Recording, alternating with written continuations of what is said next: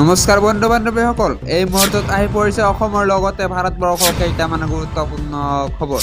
আপোনালোকে ভিডিঅ'টো স্কিপ নকৰাকৈ শেষলৈ চাই থাকিব। আজিৰ প্ৰথমটো গুৰুত্বপূৰ্ণ খবৰ, যান বাহনৰ বাবে আহিল নতুন এছঅপি। এই মুহূৰ্তত আহি পৰিছে এটা বিগ ব্ৰেকিং নিউজ। ডিজে বজোৱাত আহিল নিষেধাজ্ঞা।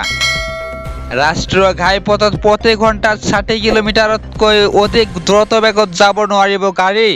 পুৱা 5 বজাৰ পৰা পুৱা 8 বজালৈকে মানি চলিব লাগিব এই নিয়ম। সামগ্ৰী কঢ়িওৱা নিয়া বাহনত পিকনিকৰ বাবে মানুহ লৈ যাব নোৱাৰিব। ঘাইপথত কৰিব নোৱাৰিব বাইক ষ্টেণ্ড। এই নিয়ম ভংগ কৰিলে ছেকেণ্ডতে বাতিল হ'ব অনুজ্ঞাপত্ৰ। ভুল দিশত বাহন চলালে পৰিব প্ৰশাসনৰ ৰখত। হেলমেট নিপিন্ধিলে এতিয়াৰে পৰা কোনো কাৰণতে দিয়া নহ'ব পেট্ৰল ডিজেল। আজিৰ পৰৱৰ্তী গুৰুত্বপূৰ্ণ খবৰ, প্ৰতিবাদস্থলীত সংকল্প ল'লে চালক কৰ্মচাৰীয়ে। এই মুহূৰ্তত আহি পৰিছে এটা বিগ ব্ৰেকিং নিউজ। বিজেপিক সম্পূৰ্ণৰূপে বৰ্জন কৰাৰ হুংকাৰ। 2024ত কোনো এজন চালকে ভোট নিদিয়ে বিজেপিক। ৰাজ্যজুৰি মটৰ চালক সংস্থাৰ উত্তাল প্ৰতিবাদ। নাজিৰাত বিজেপি চৰকাৰৰ বিৰুদ্ধে সৰব হ'ল চালক কৰ্মচাৰী। লোকসভা নিৰ্বাচনত বিজেপিক প্ৰত্যুত্তৰ দিয়াৰ ঘোষণা প্ৰতিবাদকাৰীৰ। প্ৰতিবাদস্থলীত সংকল্প ল'লে চালক আৰু কৰ্মচাৰীসকলে।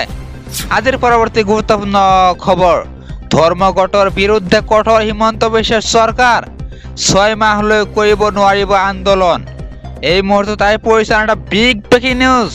পেট্ৰলিয়াম মজদুৰ ইউনিয়নৰ ধৰ্মঘটৰ বিৰুদ্ধে কঠোৰ হৈছে হিমন্ত বিশ্ব চৰকাৰ। 6 মাহলৈ কৰিব নোৱাৰিব প্ৰতিবাদ আন্দোলন। টেংকাৰ চালক, বিষয়া, শ্ৰমিক, খালাচীয়ে কৰিব নোৱাৰিব প্ৰতিবাদ। 6 মাহৰ বাবে এছমা প্ৰয়োগ কৰি জাননী জাৰি ৰাজ্য চৰকাৰৰ। জাননীৰ জৰিয়তে নিষিদ্ধ কৰা হৈছে পেট্ৰলিয়াম মজদুৰৰ ধৰ্মঘট। বিষয়া, কৰ্মচাৰী, চালক, ঠিকা ভিত্তিক বনোৱা টেংকাৰ চালকৰ ধৰ্মঘটক নিষিদ্ধ ঘোষণা। জৰুৰী সেৱা বলবৎ আইনৰ অধীনত জাননী। তেল গেছ পৰিবহণৰ সৈতে জড়িত খালাচীৰো ধৰ্মঘট নিষিদ্ধ ঘোষণা।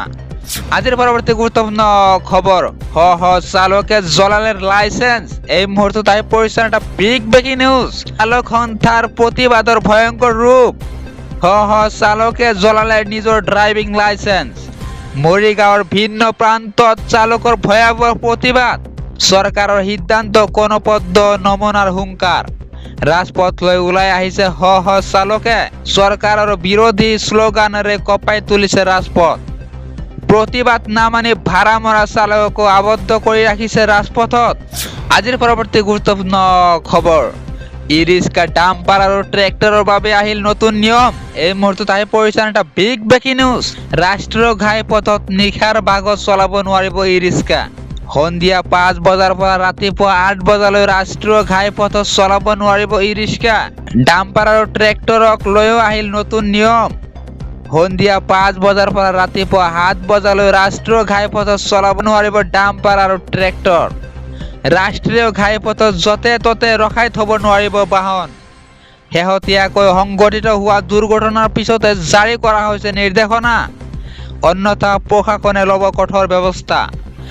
ধুবুৰী জিলা প্ৰশাসনৰ পৰা জাৰি কৰা হৈছে কঠোৰ নিৰ্দেশনা।